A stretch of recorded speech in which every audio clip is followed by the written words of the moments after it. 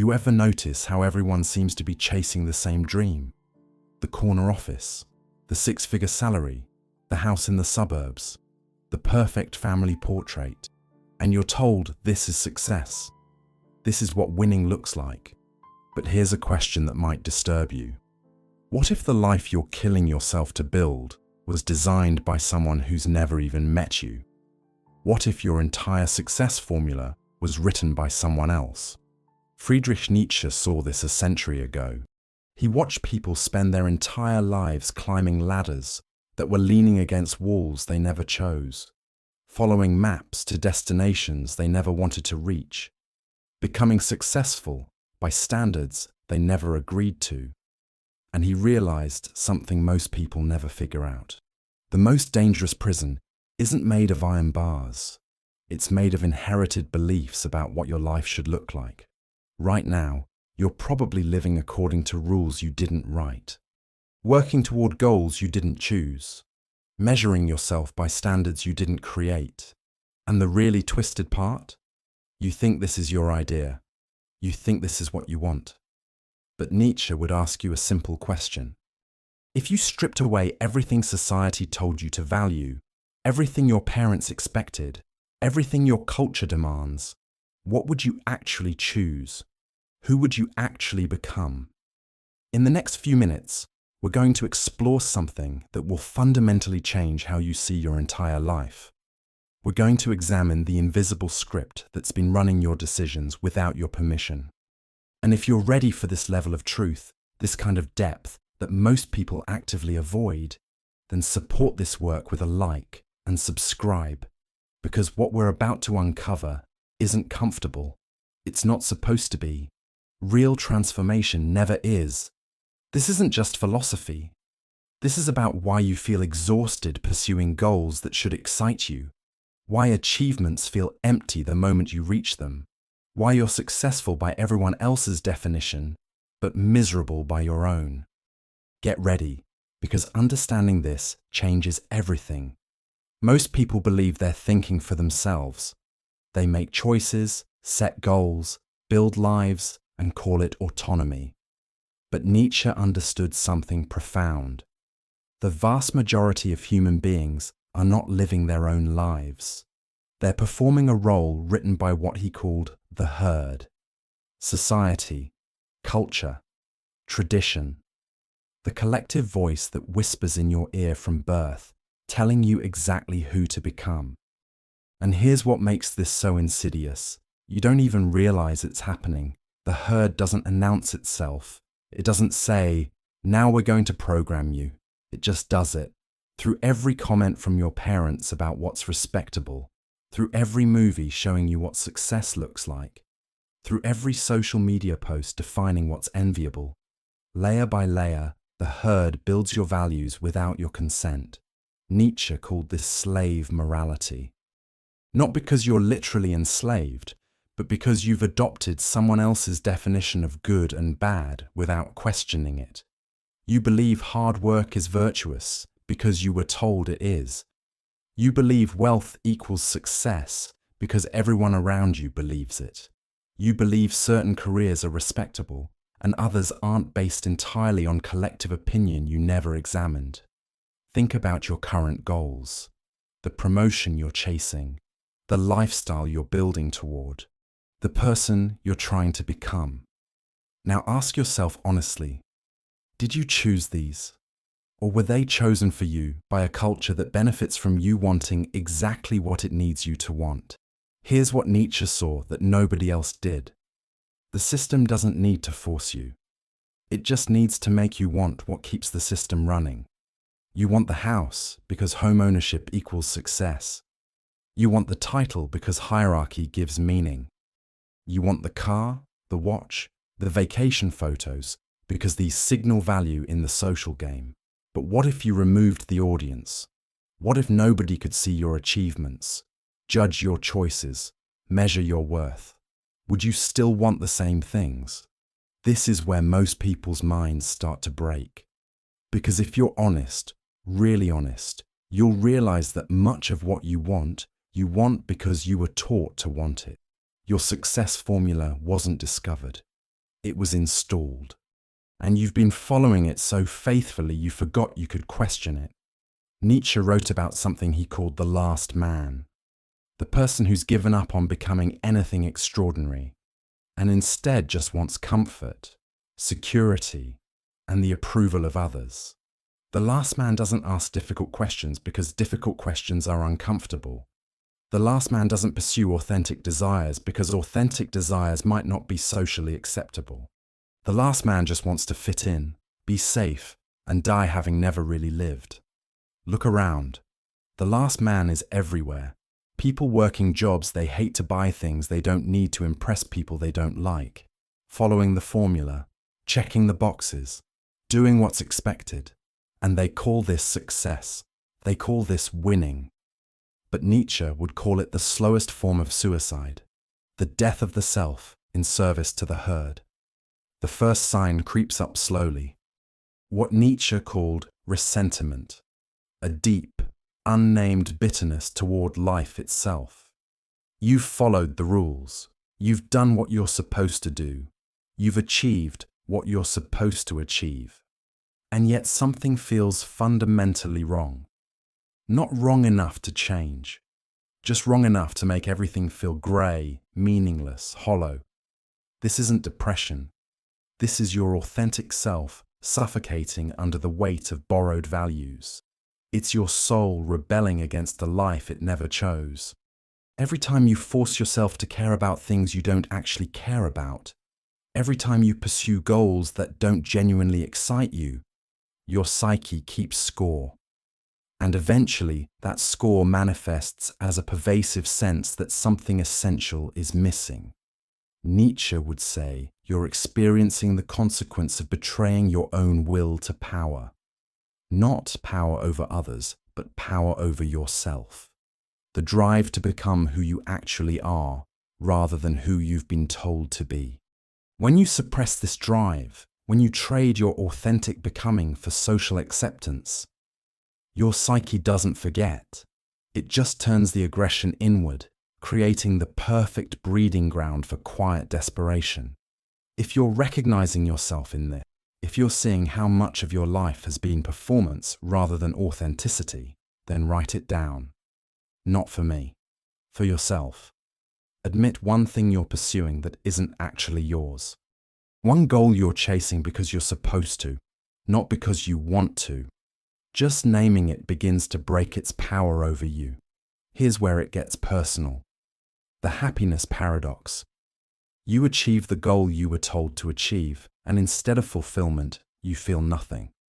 Or worse, you feel the immediate pressure to achieve the next thing. The promotion doesn't satisfy. The house doesn't complete you. The relationship that looks perfect from the outside feels empty on the inside. This happens because you're trying to feed your authentic self with food designed for someone else's hunger. Society told you these achievements would make you happy, but society doesn't know you. It doesn't know what your soul actually needs. It just knows what keeps you productive, compliant, and consuming. So it sold you a formula guaranteed to keep you perpetually unsatisfied.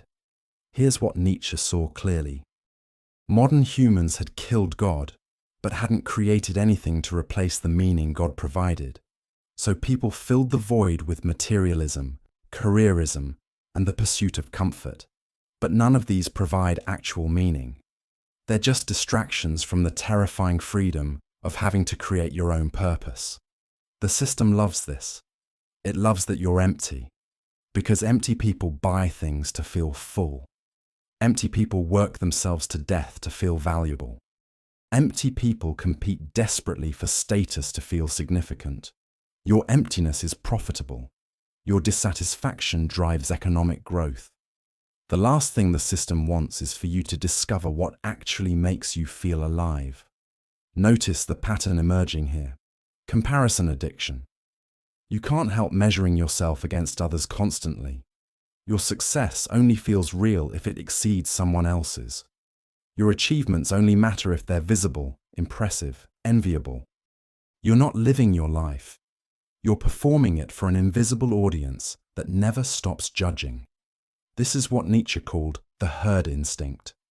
the deep psychological need to belong, to be accepted, to be valued by the collective. And there's nothing wrong with this instinct in itself. We're social creatures. But when this instinct becomes your primary driver, when every decision is filtered through what others will think, you've given away something essential. You've traded your individuality for membership. The herd doesn't want you to be extraordinary. It wants you to be acceptable. It doesn't reward authentic genius. It rewards competent conformity. Think about the people who get promoted, praised, celebrated. They're rarely the most original thinkers.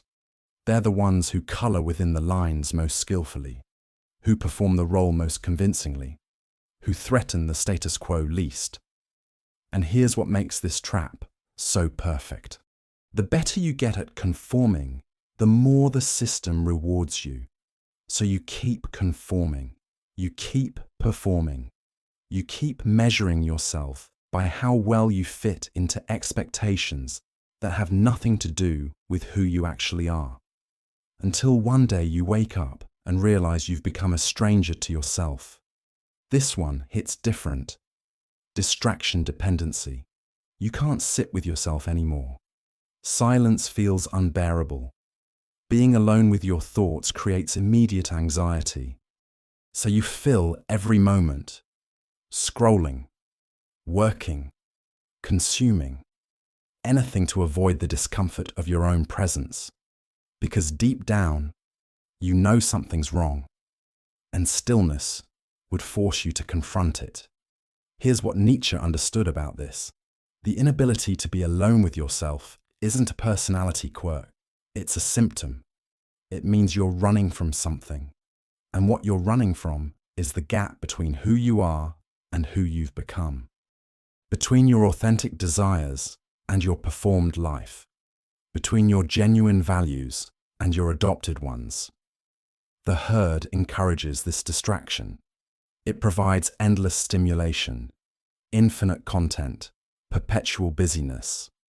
Because distracted people don't ask dangerous questions.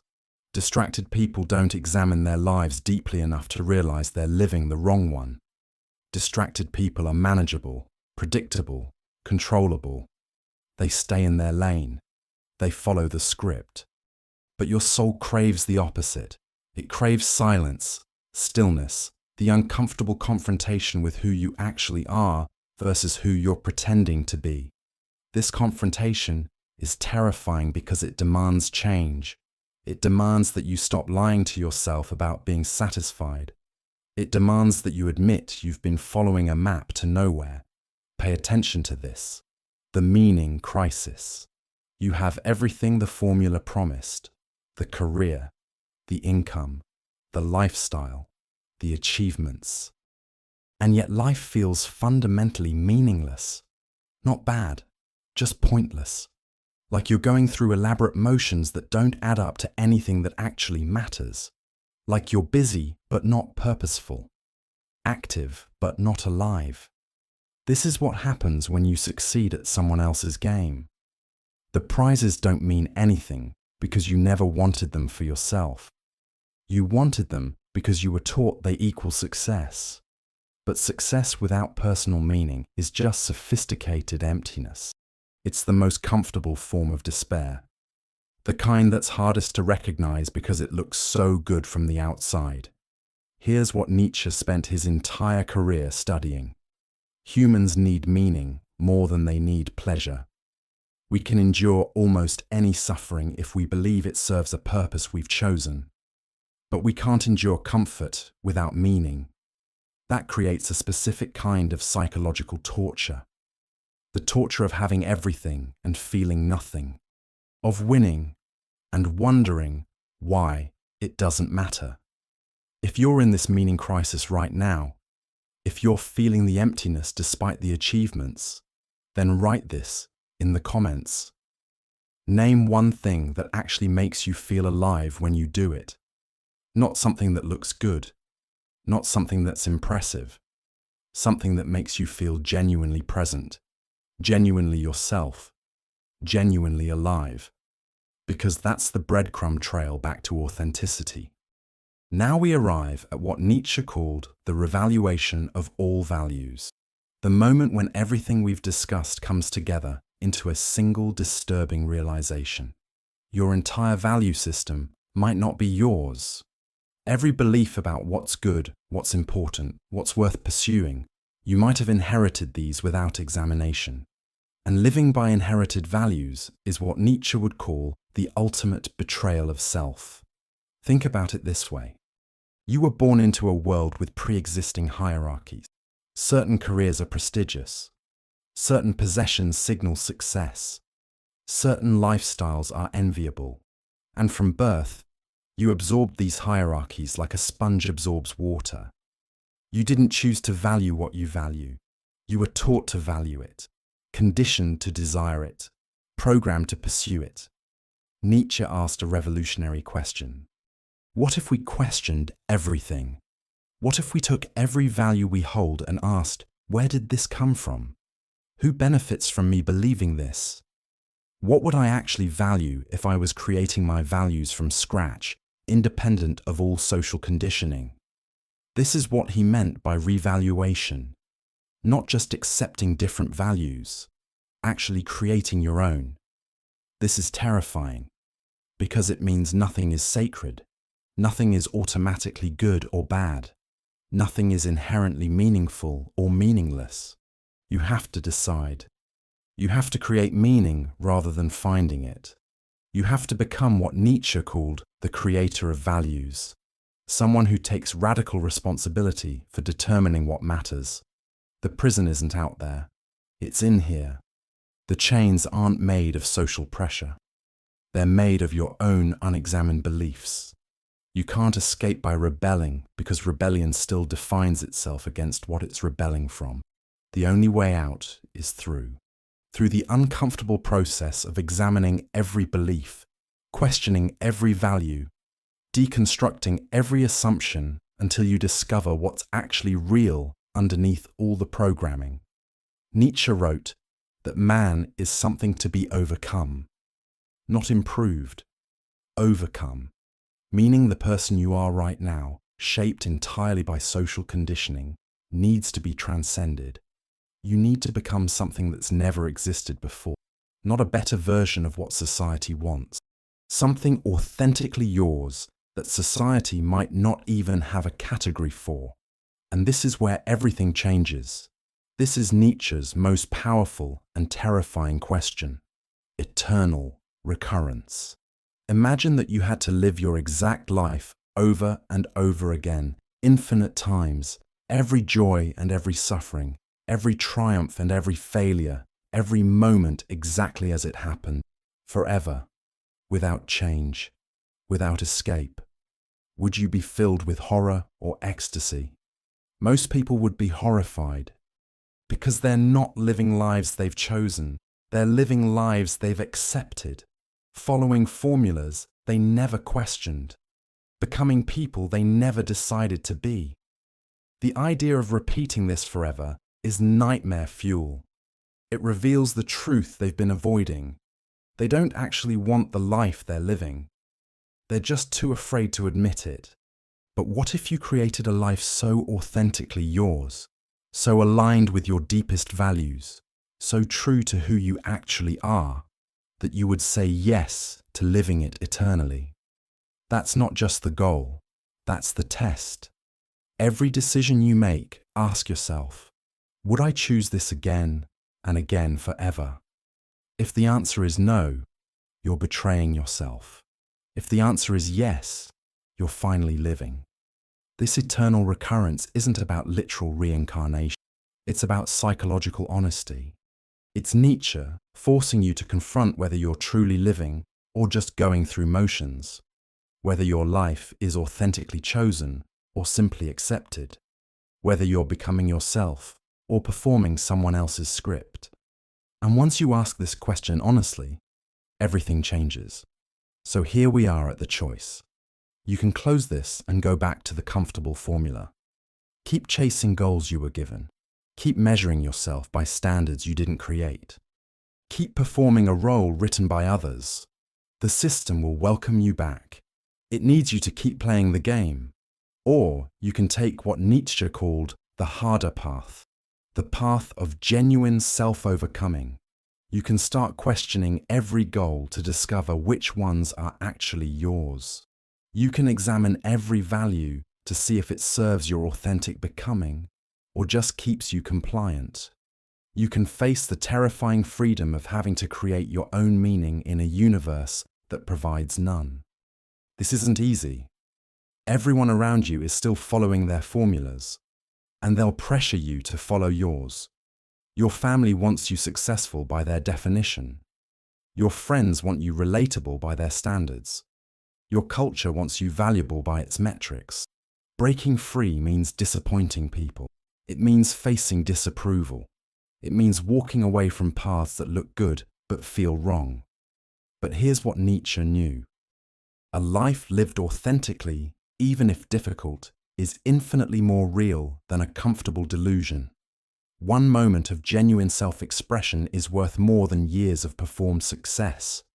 1 hour of authentic meaning outweighs a lifetime of borrowed significance, because you only get one life, and spending it becoming who others want you to be is the ultimate waste. So I want to ask you directly, what would you actually choose if you weren't afraid of judgment? What would you pursue if status didn't matter? What kind of life would you build if you were creating your values from scratch? And most importantly, if you had to live your current life eternally, exactly as it is, would you say yes with joy or recoil in horror? These aren't rhetorical questions. They're the most important questions you'll ever answer. Your entire future depends on whether you have the courage to face them honestly. If this message resonated, if something fundamental shifted while you were reading this, if you're ready to question your formula rather than just follow it more efficiently, then you've found your community. This isn't just content. It's a gathering of individuals committed to authentic becoming in a world of manufactured identities. People who understand that real freedom is internal, that genuine meaning can't be inherited, that your worth isn't determined by how well you perform someone else's script. Subscribe if you're ready for more of this depth. More philosophy that challenges rather than comforts. More truth that disturbs rather than distracts. More content that demands you wake up rather than helping you sleep better in your comfortable delusion. This is for the questioners, the seekers, the ones who suspect something fundamental is wrong with the prescribed path and are finally ready to discover what's real. Share your awakening in the comments. Tell us what formula you're finally ready to question. Connect with others walking this same path of self-overcoming. Because together, we reclaim our authenticity, one examined belief at a time.